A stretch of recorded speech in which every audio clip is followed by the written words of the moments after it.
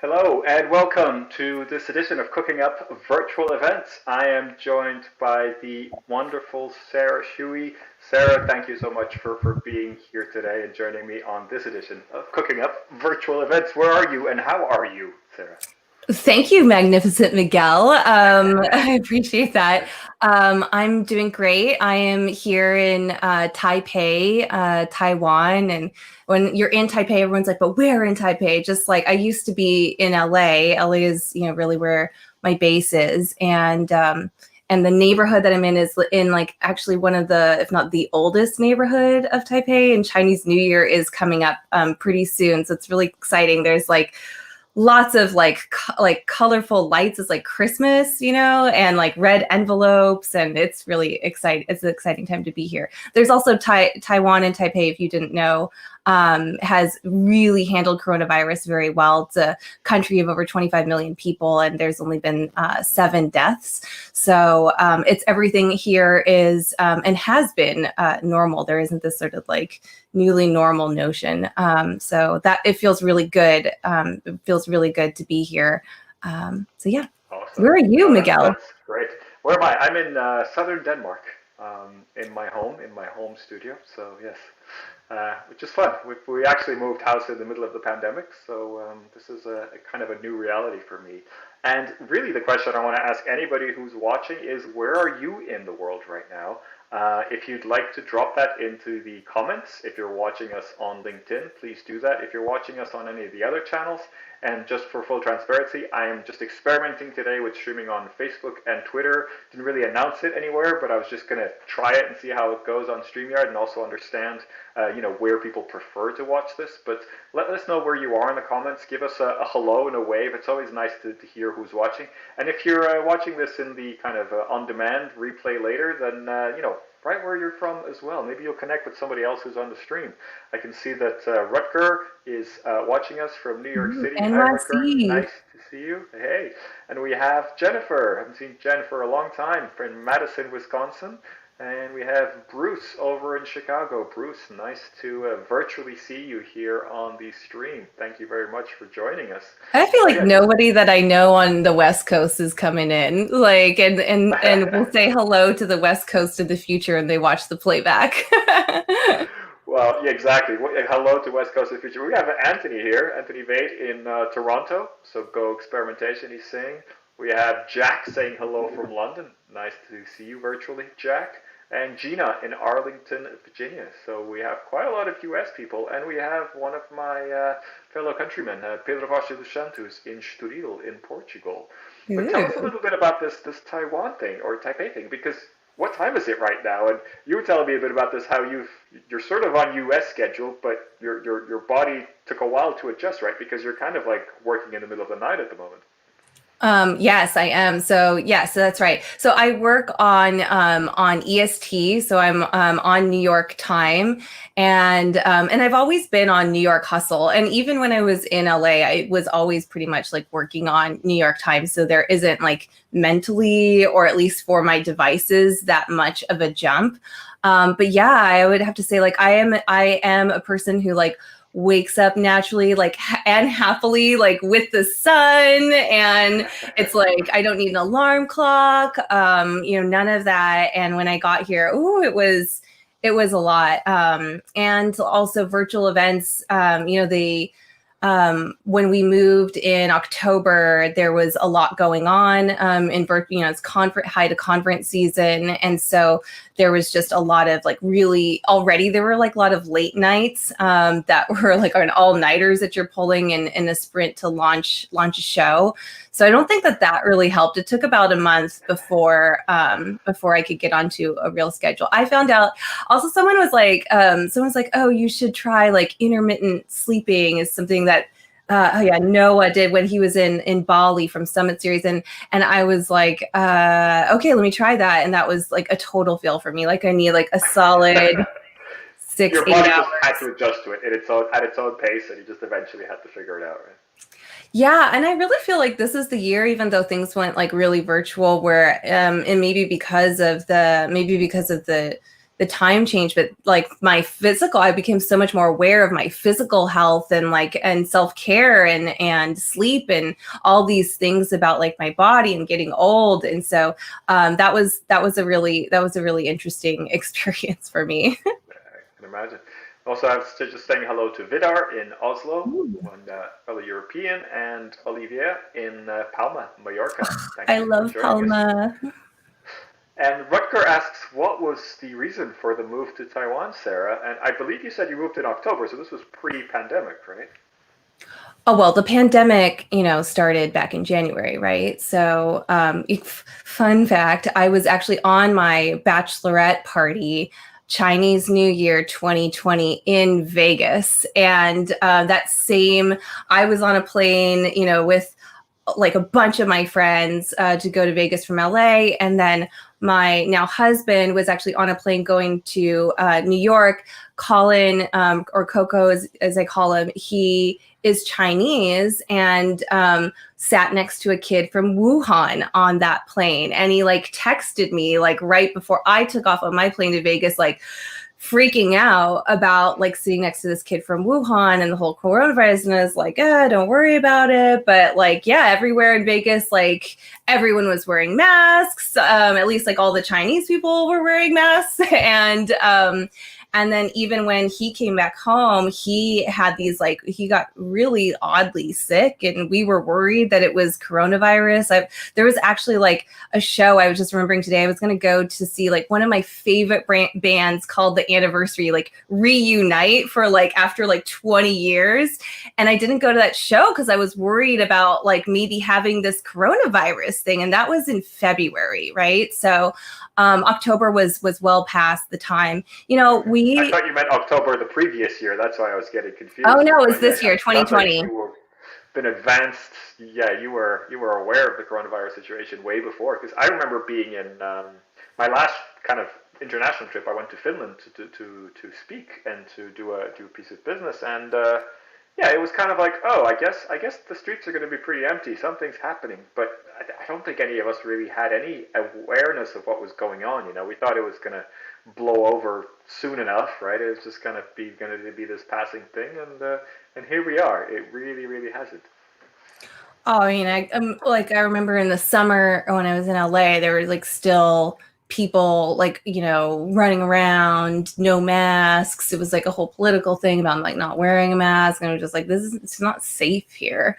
Wasn't feeling safe from a health perspective. And it also wasn't feeling safe as the sort of police were getting really militant with protesters and the Black Lives Matter protests. And we were seeing National Guard like come like running like down through our street, like with really heavy like trucks and stuff. Like it was like they were preparing for like a war, and like our protests were so peaceful. And then it was just 2 years ago, though, we had gone to our family's a family wedding in Korea and spent some time in China and Hong Kong and Shenzhen. And we really fell in love with Hong Kong, actually. And we wanted to move to Asia. So we had decided to move to Asia about a couple years ago, was trying to figure out the right time to do that. Colin works at or used to work at SpaceX, and he got put on a really big project where he was like launching astronauts into space. And so we decided that after that mission was complete, which happened in, I guess, May, April or May, I can't remember now. But after that, then we would move to Asia. So kind of the chips all, laid out that we, around May, we're like, okay, let's do this. We had a wedding. We got married in April. We had a cyber wedding. So once the wedding like canceled, or coronavirus canceled my wedding, there was like, people weren't being Well, there's a lot of safe. press about that, right? I mean, on your personal homepage, you have all this bit about the wedding and everything, which I find fascinating. But I mean, it's kind of a unique experience to have a virtual wedding. And then I guess when people talk to you about virtual events, it's like, hey, I got married virtually. If I can get married virtually, we could do anything really.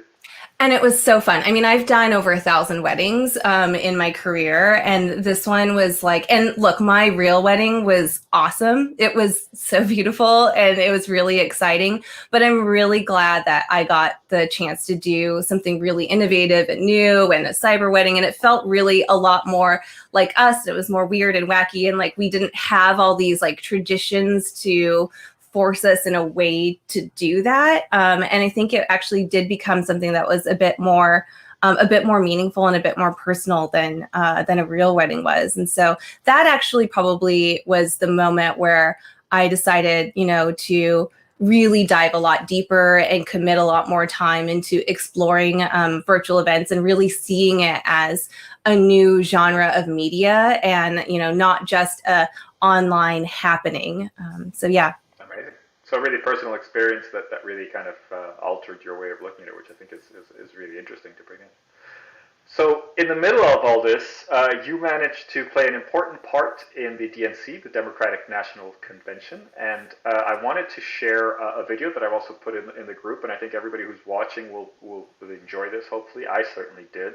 And I wanted to just cover a couple of things because being away and being able to participate and to produce this or be part of this is quite incredible. And I just want to play the video first, but I'd love to talk to you a little bit about some of the stuff that you mentioned in the video. So I hope everybody who's watching enjoys this and we can cover a little bit of details here. How's it going? How do I sound? All good? We've got Zoom running, we've got the microphone, we've got a backup. All right, I think we're ready. So this was really a first for us. Happily had 7 days to produce over half of the Democratic National Convention's daytime programming, featuring some of the most influential policymakers and advocates from around the country. You ready to go to work? I'm so ready to go to work. We worked around the clock to broadcast over 30 hours of caucus and council meetings, all from our homes. The stakes have never been higher, and nobody has ever done this before. To make this all happen, we had to invent new standards for virtual events, hacking our way through Zoom, OBS, and a ton of different patches to produce a broadcast with polish. And together, we will make the future ours. Last convention, Newsweek reported that maybe 100 people tuned into the live stream during the caucuses. This year, we had well over 100,000 people tune in.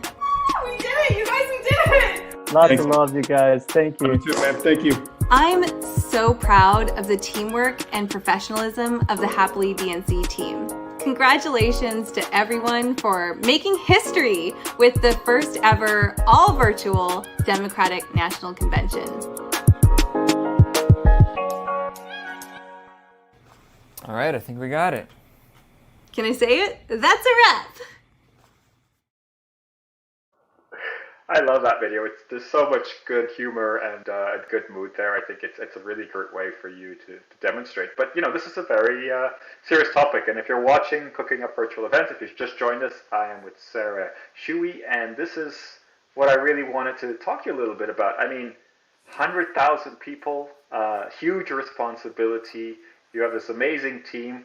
Tell me a little bit about your team, and tell me a little bit about what you meant about the virtual production. Like you talked about the standards, reaching higher than ever before. Could you tell us a little bit about what you mean about that? And I just want to give my own little personal clap to tomorrow being such an important day for the U.S., etc. So you also can say that you played a part in that, in making that real and making that all come together. So congratulations.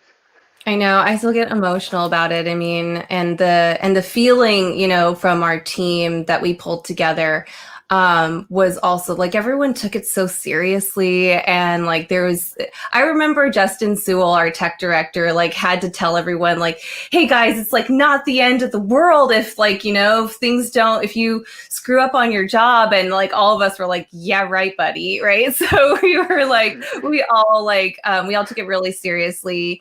The team, what Happily is and does is, so we're the largest network of freelance event specialists. And we have 5 different departments, or like we call them studios of people at Happily. So we've got a strategy studio, a creative studio, a marketing studio, a production studio, and a technical studio. And there's teams inside of those studios, and then there's roles inside of those teams. And having like the largest network, actually what it allows us to do is to pull individuals, right, and configure our teams from our studios for every different type of event, and do that like with do that always with like professionals. I think especially within the virtual space, you need people who are specialists, people who really know. And when you're working at the, one of the highest levels of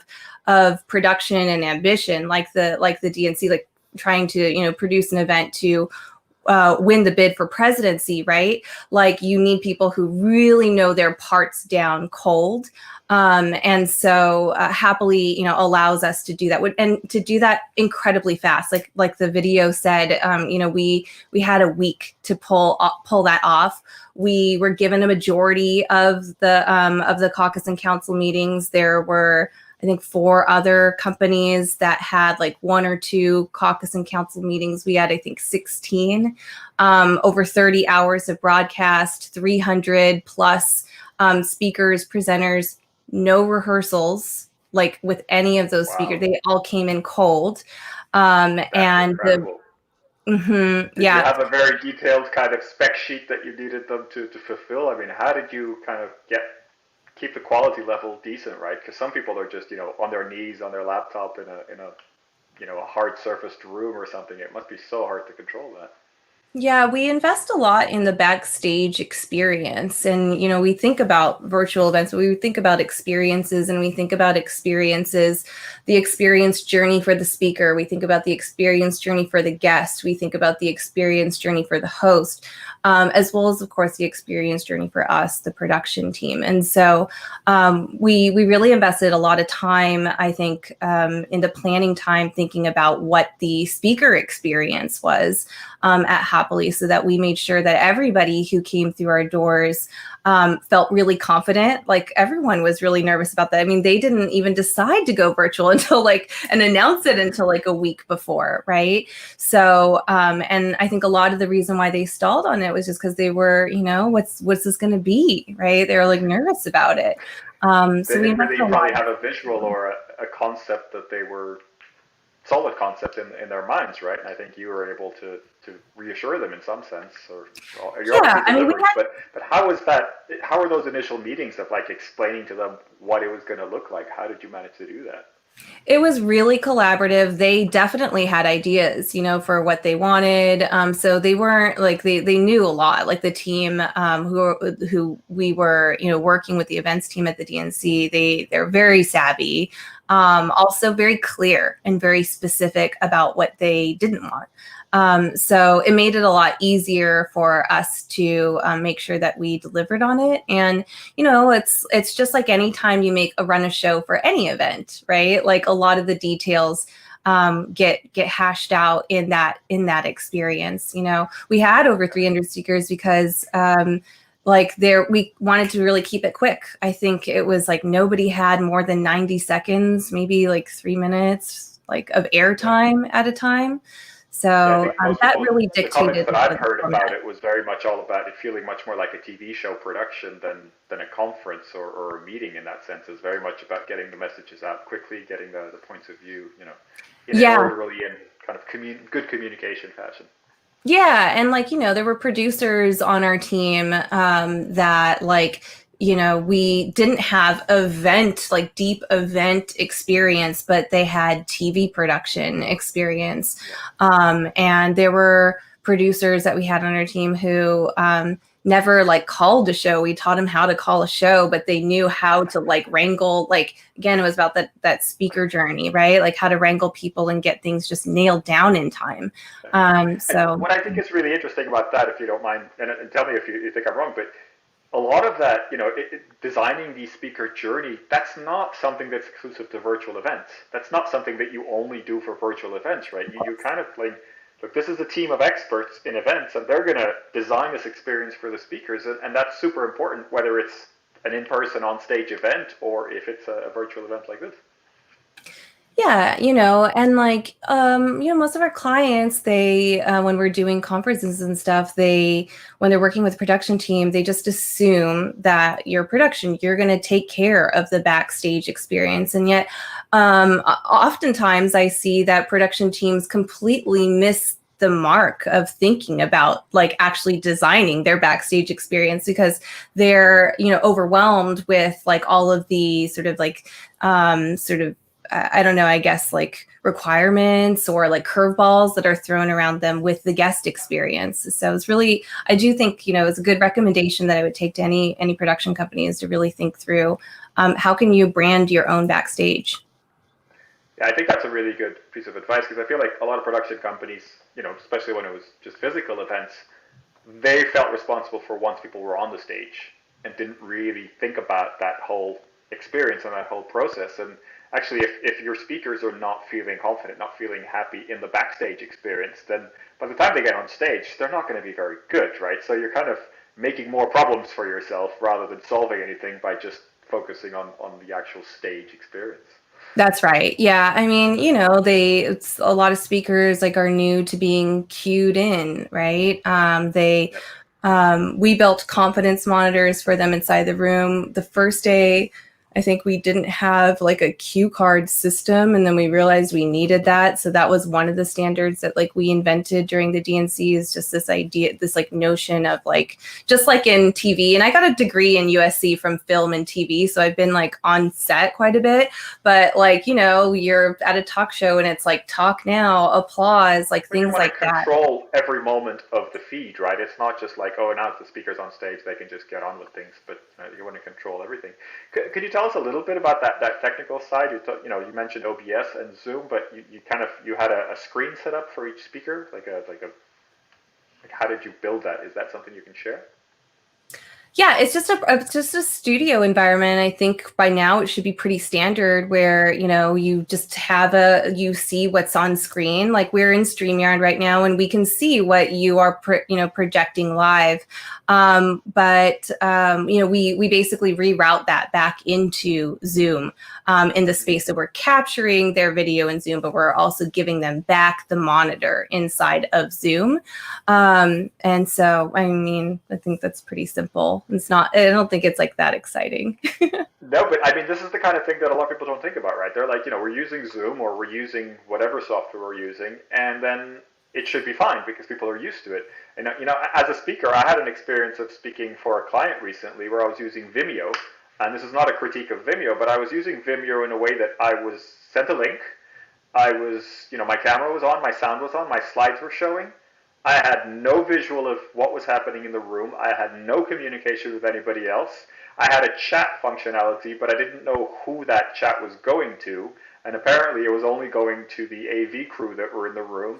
And it was sort of like at the end of my 20-minute session, it was like, well, thank you very much. That was excellent. It was like, okay, I have no idea. Okay, all right. But apparently that went well. Well, it should be a standard then. Like, your speakers are going through so much. Like, I have to always constantly remember to look into the freaking camera, like it's different. Like I don't have like that intimacy and that connection. I have to be reading a chat on the side. What's up? Like Anthony Sorcha. But like, it's just so different. So you need to equip your speakers with as many of the tools that you can to make them feel like they, are comfortable and ready to present and give a great show.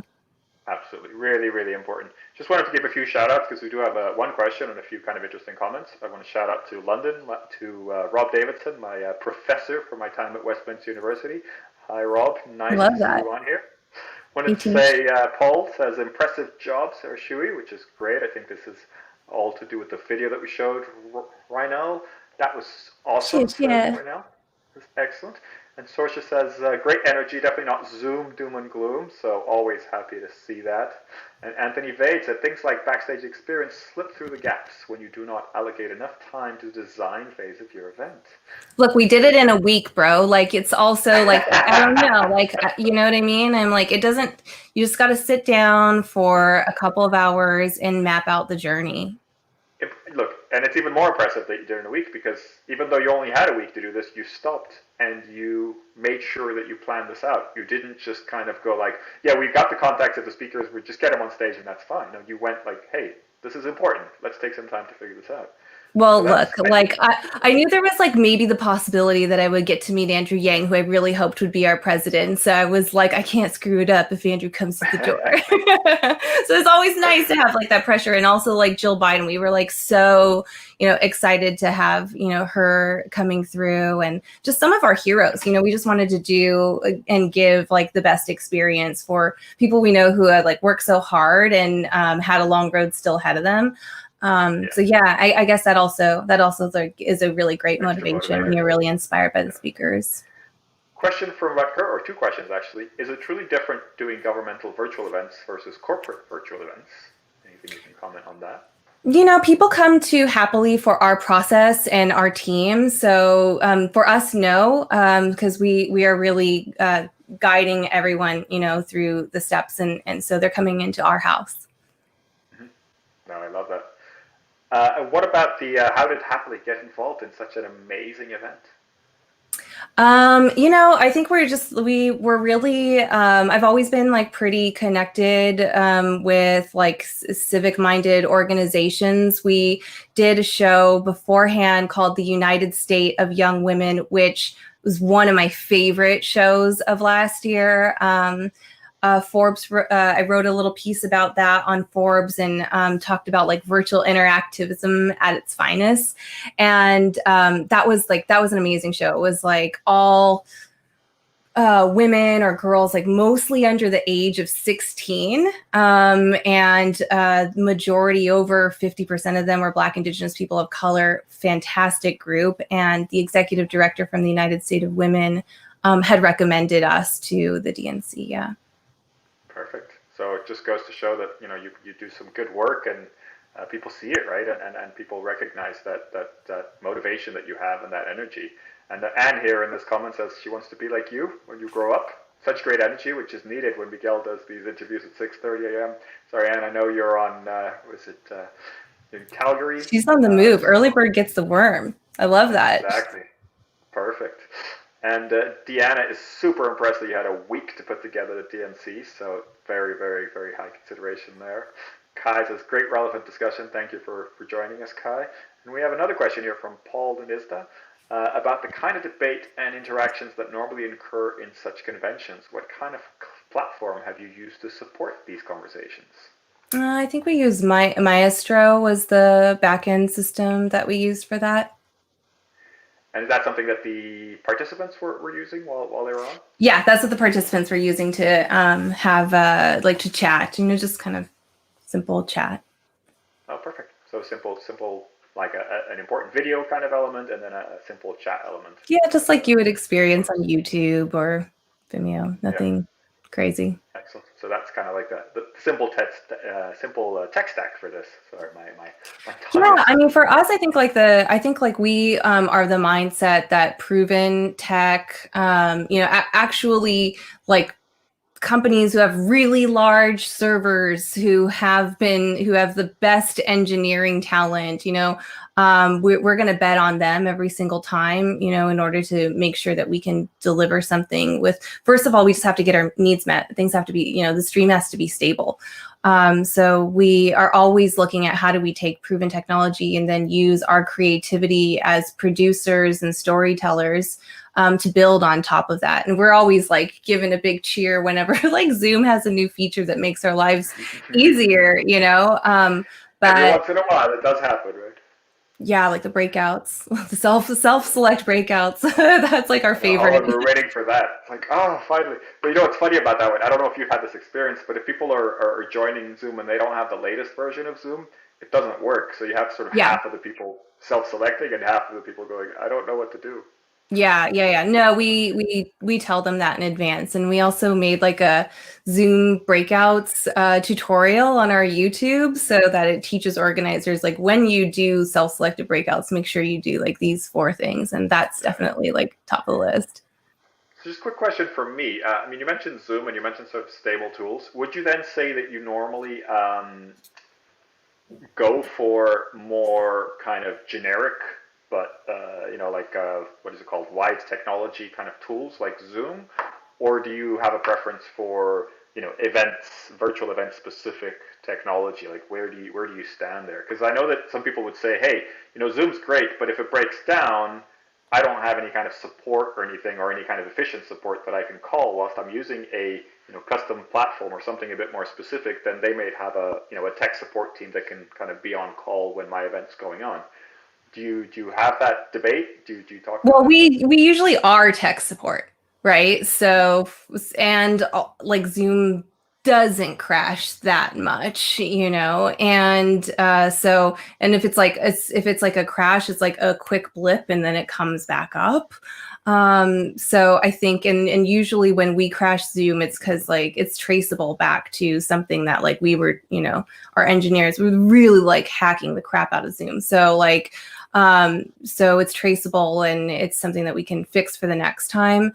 I think a lot of times, like, some of the more well-funded startups, maybe it's a little bit different, but I think startups like Icebreaker, who was very, very narrow, very specific in what interaction they were designing for, they can get a very robust technology that feels really stable when you focus, on a feature set. Some of these other companies, that have like, you do lots of things, you just need like hop and raise like 125 million. They need that money to be able to even even start to try to even take a small percentage off of Zoom. Right.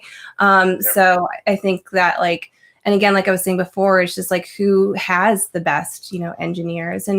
And we also do have relationships with like the Zoom team. So for us, it's a lot more refreshing to be able to speak with real web developers, for our web developers to speak with them and coder to coder. We can get a lot more done. That's interesting.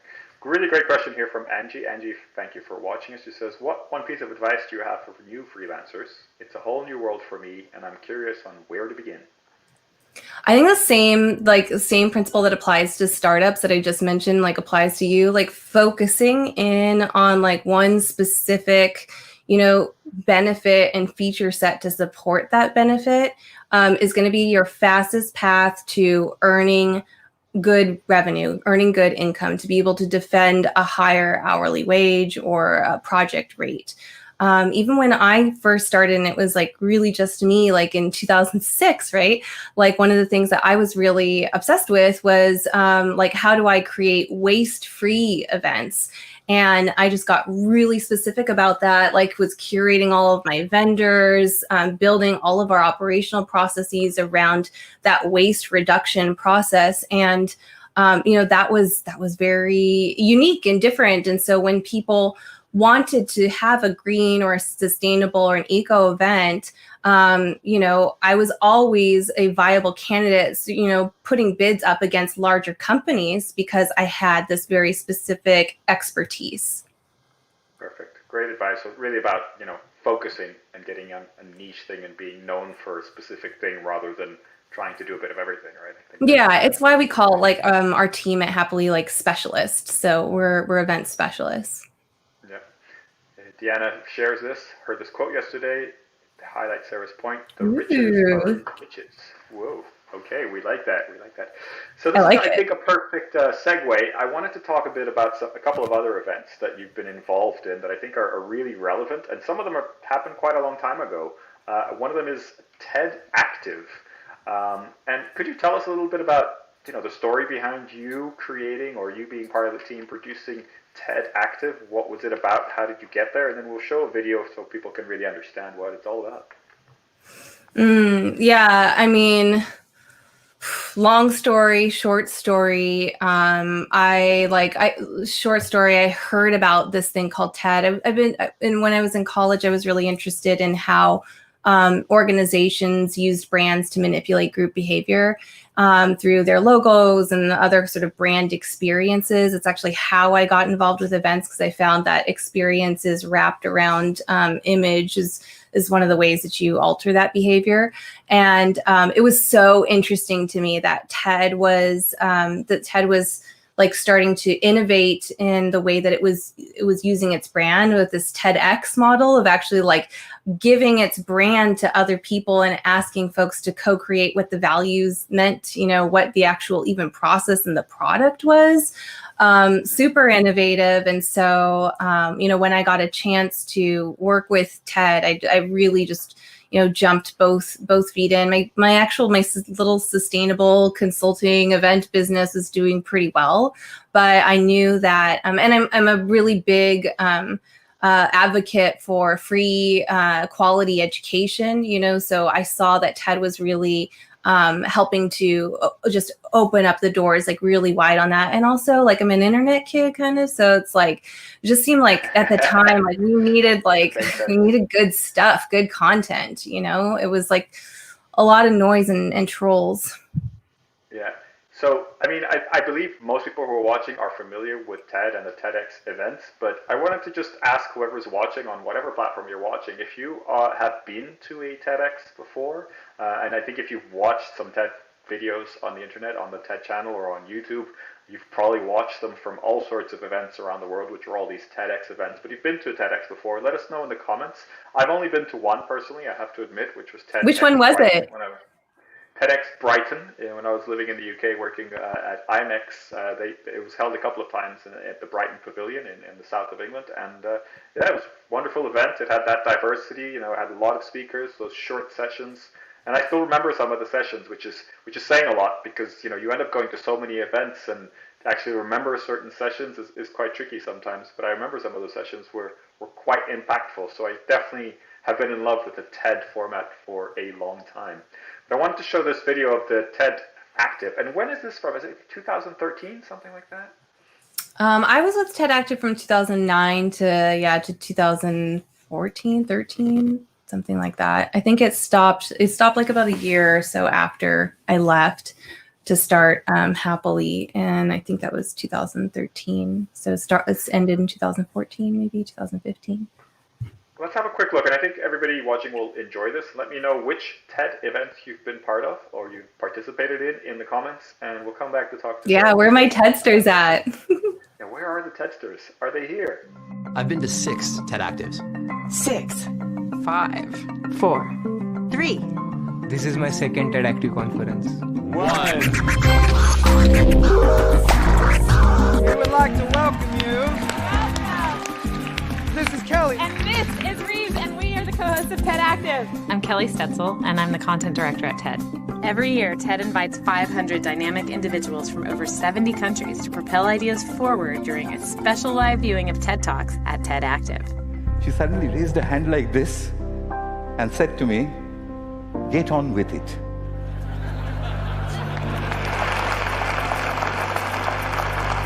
Thank you very much.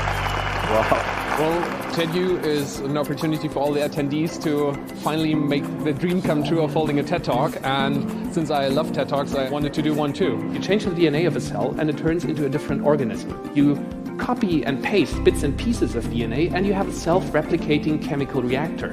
And there are people like you would think are ordinary people who are like, like me, I'm just like a regular person, but then they're Nobel Prize winners. And people who have published books and just created movements within their communities. There's a way for everyone to find their niche here. It's for introverts and it's for extroverts, and it's for people who want to dive in and make something, and it's for people who want to talk about something on a deep level with others. It's like spending a week in the room with the smartest kids you ever went to school with, and no one hates each other. I didn't expect to have such a rich experience outside of the talks, which for me are actually more important than the talks themselves. It transcends just this week-long experience. It's lifelong friendships. I believe that playfulness is what digs the hole that your creativity will come out of.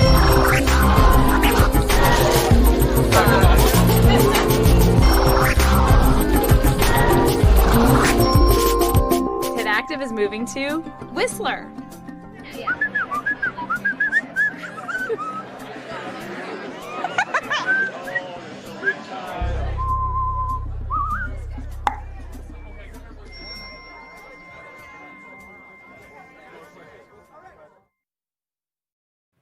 Wow, I want to go now. Like, why did this end? It feels like such a good idea. TEDActive is my heart, I will say, because it was early days for me, and like it was such a labor of love. It was like people didn't know. Like when I first started with TED, they were like, invite people that you think would be good, be an ambassador, and it was like this free thing that I did for like a year, and then I was like, look, there's all these things that this is its own experience. Like it needs to have its own brand. It needs to have its own community, like set of systems and programming, because they were trying to take things that were happening in Long Beach in the main TED and bring it into TEDActive. And it was the first time I think that like TED thought about the TED experience and not just the talk. And that's what we brought at TEDActive. And I had to they were like, okay, all these ideas, like as long as you can raise the money for it, you can do as many of them as you want to. So,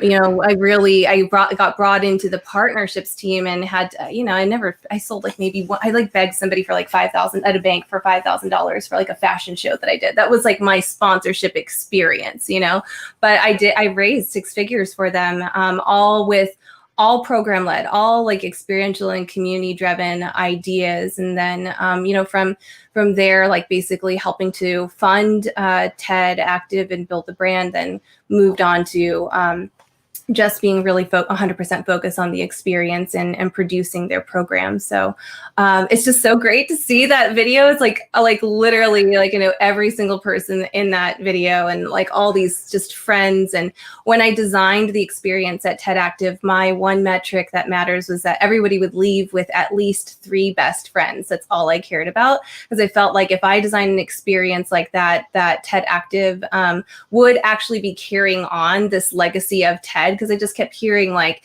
TED is like, it's reunion, it's like family, like you're coming back like to the people that you love and you meet. And so that was I think the biggest challenge that I had at TEDActive that I'm really proud of. I mean, the TEDActive, I know that there are like crews of best friends that were formed at TEDActive, and we're still connected to each other. Like even though TEDActive's like stopped for 5 years or something like that, like we still like what's up each other like on social media and stuff. Was there any kind of main reason why it isn't still going on, or did it kind of just? Well, TED was, at the time I was like on a team at TED where there was like, a dozen of us, something like that. And by 2000, that was like 2009. And by 2015, there were hundreds of employees, right? So, it was just like, there was just so many things that had changed. A TEDx exploded, and there was all these different fellows developed and TED developed, and there were all these, programs that were developing.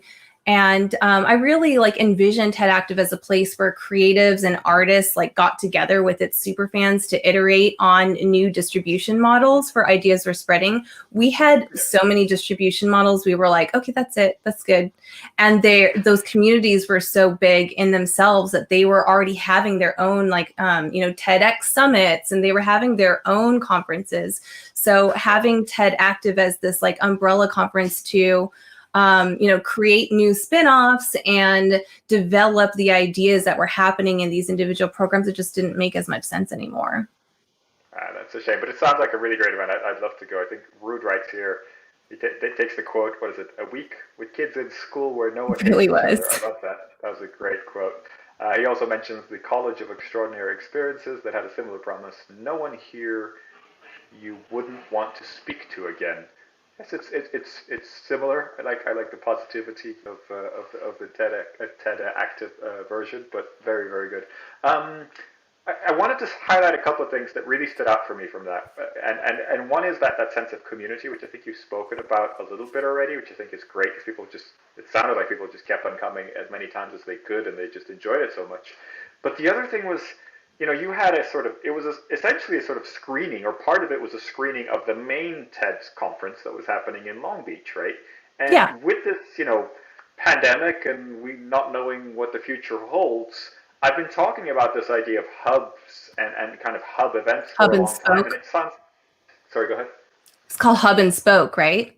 Yeah, hub and spoke. But it's just such a perfect example of how, I'm not saying that I don't know what the full TED conference experience is like, but I wouldn't mind watching TED Talks sitting on a beanbag with all these creative people around me and then having an opportunity to have a really creative coffee break and go and barbecue s'mores or whatever. I mean, that just sounds like an awesome way to spend some quality time. So as we're in this kind of virtual, possibly hybrids time, and I know Taiwan and Singapore are doing hybrids and things, but it's all a little bit kind of secluded. This feels to me like a perfect solution or a perfect option, in the sense where you can have content coming from anywhere, but if a certain group of people can come together and be creative and be engaged together, then why not? I mean, this sounds doable. Like why are Yeah, not more I people doing personally, I think that like the hybrid event isn't anything new, right? I think that the experience for everybody that's involved is just so much better in a hybrid model than it is with these like big festivals or big trade shows. God, I hate them, to be honest. Like they're you're always in a line and it's crowded. You got to like this And I map. think the idea of You're big crowds tired. for a lot of people in the near future just doesn't sound like a good idea. So Oh a yeah, small, I mean, manageable I don't know. crowd I don't know. just I think sounds better. honestly, I think people are going to be excited to be in crowds than they can be in crowds. Like, I don't really like. My clubbing days are far gone, but I like went to a club out of curiosity with like friends in Taipei to be like, I can. So I think that people will be really excited, right, to be like rubbing elbows with each other. But there are so many there's so many reasons why TED does it, right? And I really think of TED as like they're just so smart and they're so thoughtful. They really care about community and connecting people as much as they care about very high quality talks and content.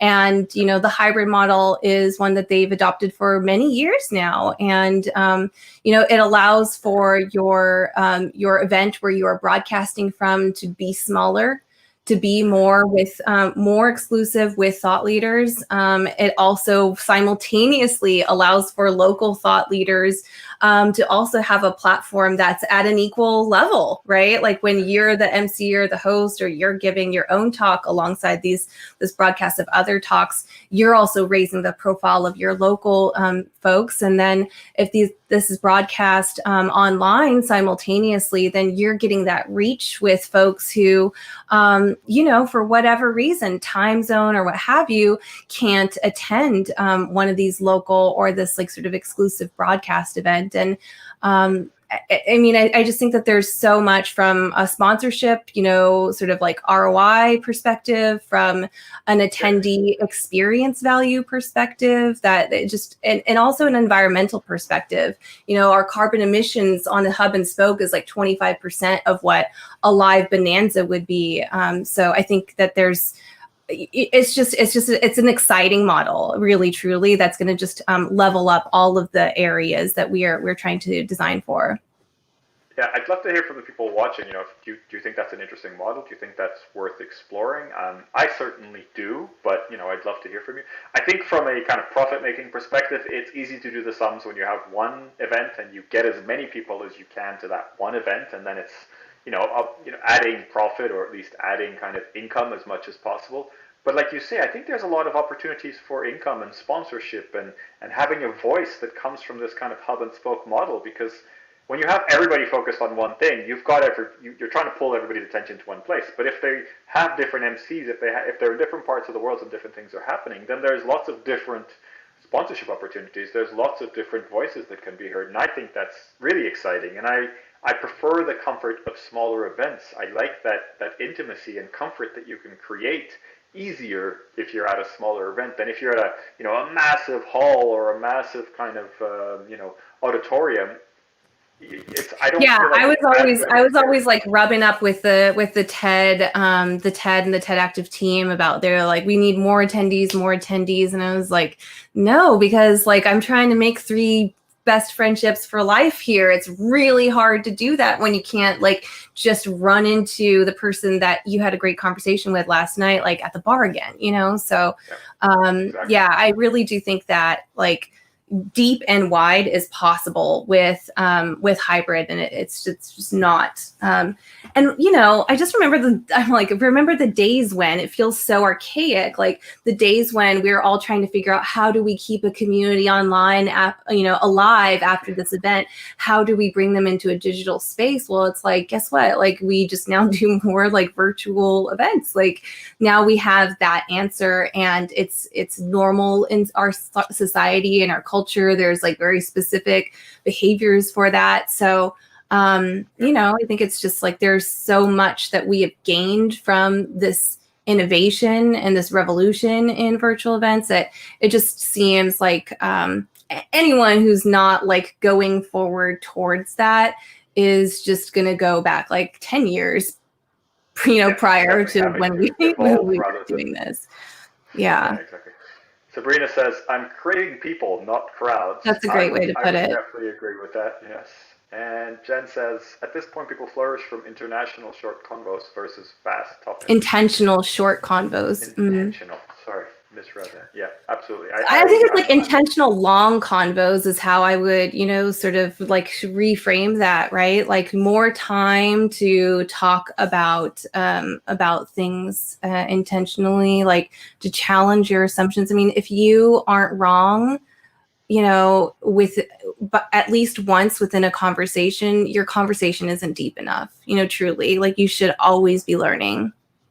Yeah, and I think it's the kind of environments that you showed there with TEDActive. Those are the places where you feel okay to be wrong, right? Because you want to have conversations that are open and free enough that you can put your point of view across and maybe then change your mind and say, actually, I think you're right. And it's hard to do that in a sort of intense business, you know, context, because you always sort of have to be right, or you always have to be doing your business thing. But that feels to me like an environment where I could have an honest conversation and learn and really kind of soak up some knowledge and share anything that I could share.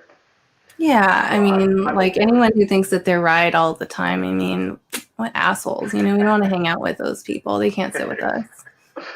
So I have one more video to show, which is really kind of what the latest thing that you've done with TED, which is TEDx Happily. And this is a fully virtual experience, which has just happened a couple of months ago, I believe. And I wanted to show a little bit because it's a little bit of an evolution. It also looks like it's a full circle moment for me. It's also I get emotional about all my shows. I don't know why. Good stuff. Let's have a quick look.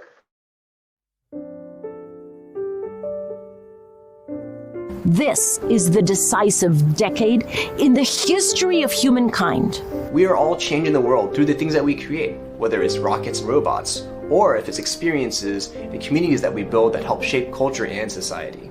Climate change is not a single crisis. It's an interconnected crisis. Yet somehow we've become more disconnected from nature. We've learned that we can get about a 97% emissions reduction if we go virtual for our events. All of our virtual events are carbon zero. Whenever you work with Happily, you can know that you have a carbon zero event. Solidarity is power with, not power over. Let's continue to lean on each other, continue to believe in each other.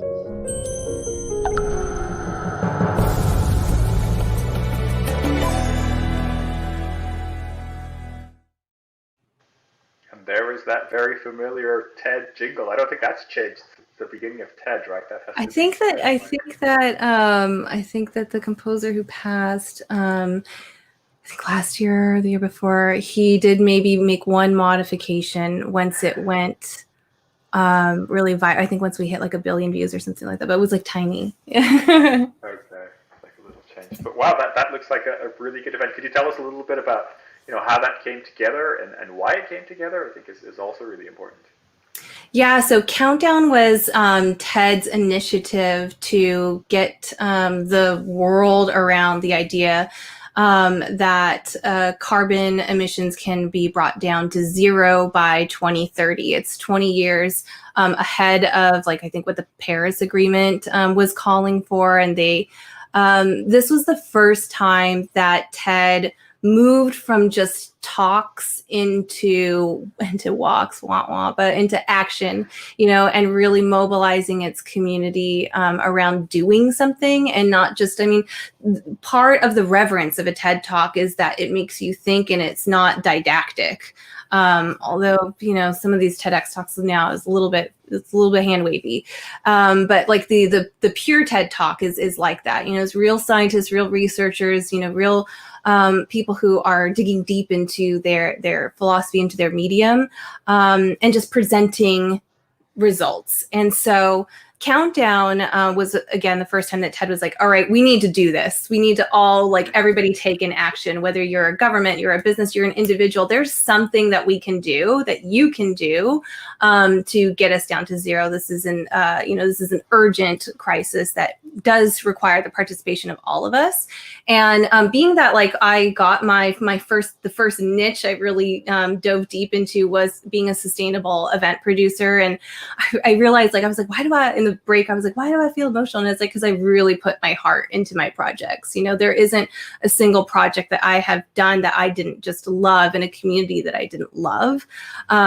So I think that the opportunity that TEDx gave to, they opened it up to corporations for kind of the first time for corporations to do a TEDx event. Previously, actually, we tried to do, me and Z Holly, who invented the idea of TEDx at TEDx USC, we actually had a TEDx YouTube event that was a hybrid event, 4 something years ago that we were going to do, and then got put on the kibosh because there was all this money stuff, blah, blah, blah. Anyways, so I was really excited that TED was, opening up to, and, rightfully so, it's most of the times it's corporations and their manufacturing processes, and there's, there's supply chain that's causing all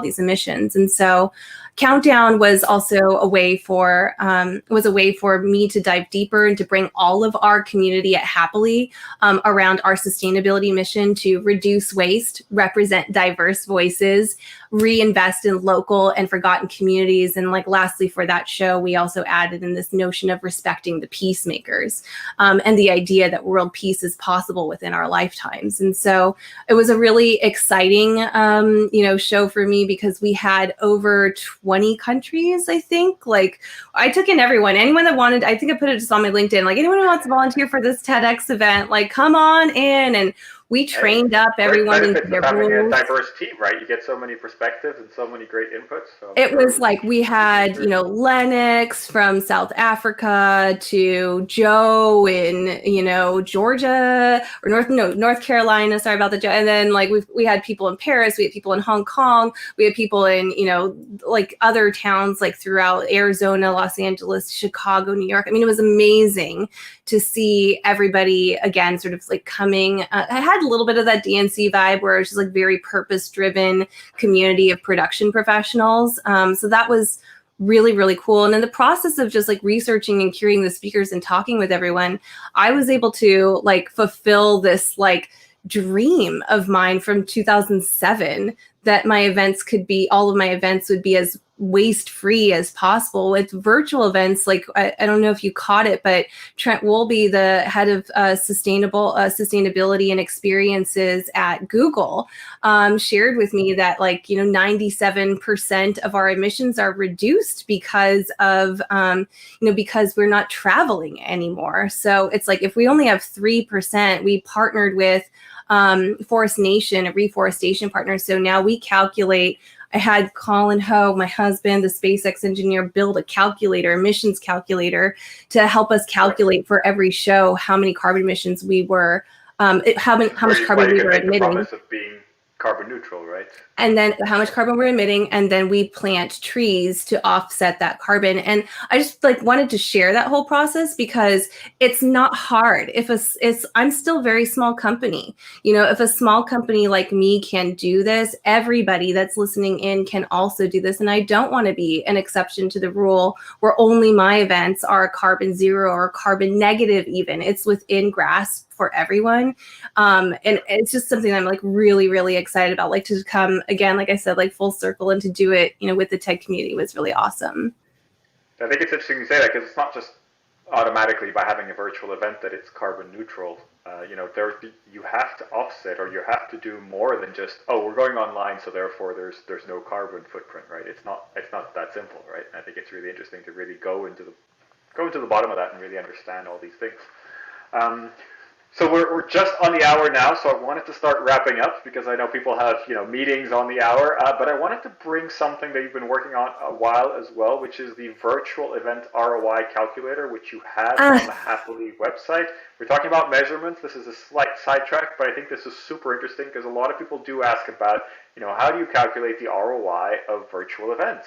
And you have this on your website and say, here is a free event calculator to how to calculate virtual event ROI. Could you just, you know, give us a little bit of background and talk us through maybe how to use this? I put up the URL there so you can go and have a look if you're watching in the replay or live. But Sarah, just guide us through very quickly, you know, why you decided to put this up there and how does it work? Yeah, super high level because I know we're at time.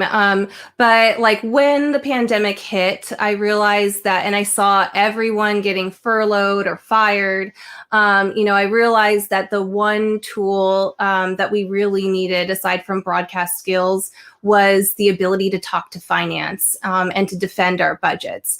And knowing ROI and how to calculate ROI and knowing how to speak the language of your CFOs, of your CEOs, your CMOs, that's the only way that we can actually like continue to get budgets for events and experiences, which now, you know, at the early phases, it was like, oh, events are like a luxury and it's not necessary. Now we all see like, you know, people need them. The isolation is crushing. But the ROI calculator, I open sourced it. I was like not trying to be like, there's not gated behind an email or anything, you know, any crap like that. Like just go ahead and you'll go into our Google Sheets. I think some event technology, like Socials 27 maybe, like they have actually an ROI thing that's like built off of the knowledge here. I validated it with like chief revenue officers of like Salesforce, Splash, a bunch of people who, you know, think about this kind of stuff all the time. You can watch the video and it'll show you how to go through that. Essentially, like the biggest like evolution in thinking for us in ROI is that duration is the most important metric to measure. And you take your duration and you calculate that alongside your net promoter score, like how happy and how likely someone is to recommend your event to others. And you weight all of that stuff around what the lifetime value of the product that you're selling, whether it's event tickets, if you're just an event, you know, if you're just a festival organizer, if you're like a SaaS platform, you know, what is the lifetime value of your SaaS product? How much will somebody spend within their lifetime with you? Thinking because because it's not just like not like instant value of I sold this ticket for this much, therefore the ROI is that. You're also taking into consideration, you know, this event might have consequences that you can also track in terms of sales, and that all should be included, right? You shouldn't think about events as this kind of like standalone thing that you only think about once. Yeah, totally. It's a trap, you know, to say that like, oh, this event sold this many watches or, you know, units of product when, especially when like me, you know, you're producing events that are meant to be lifetime relationship, you know, build relationships for a lifetime. So we should be also calculating on that lifetime value as well. Absolutely. Thank you so much for sharing that and making it open source. I think I'm a big believer in open source, and I think you're giving a lot of value out, which I think everybody appreciates. So if you appreciate that, we've seen a couple of comments already. I wanted to just bring up here also Gina saying thanks for sharing, great resource. And Joe Floyd here says, Sarah Shewey. From North Carolina. That's a tech director on TEDx Happily. He's a boss. We love Joe. Excellent. Hi, Joe. Nice to meet you. Thank you for joining us. And so I'd just like to wrap up and say, Sarah, huge thanks. I think we could be here talking for 3-4 hours, but nobody has 3 or 4 hours right now. So I hope everybody watching got a little bit out of that and enjoyed the show. Thanks for being with us. Thank you for putting together all these great events and allowing us to pick your brain a little bit and showcasing a little bit of the ideas that we have around events. I wanted to do a quick plug for my own site called virtualevents.wiki. It has a list of about 190 different tools that you may want to consider for events. It's, again, open source. I'm just putting it together as every day I add a new tool, it seems like. So have a look. And I also have all the recordings of all the different editions of Cooking Up Virtual Events. So if you've missed one or you want to watch anything on demand, have a look there. And please do join us next time. Next week, I am speaking to Paul Cook, and we're going further back than we did today. We're going all the way back to 2010 to talk about an event called Event Camp Europe. And there's a good reason why we're going all the way back, because we feel like the lessons we learned in 2010 are still relevant, and we wanted to share with everybody and really just talk about how to make virtual events better. So last time, Sarah, thank you for spending some time with us. I really appreciate it, and I look forward to catching up on all the amazing events that I'm sure you're going to be doing over the next period. I don't know when we're going to do virtual events and in-person events, but I'm excited. I think we're doing great things. So Thanks, Miguel. Have a nice day, everyone. Bye. Thank you, everybody, for watching. Bye-bye.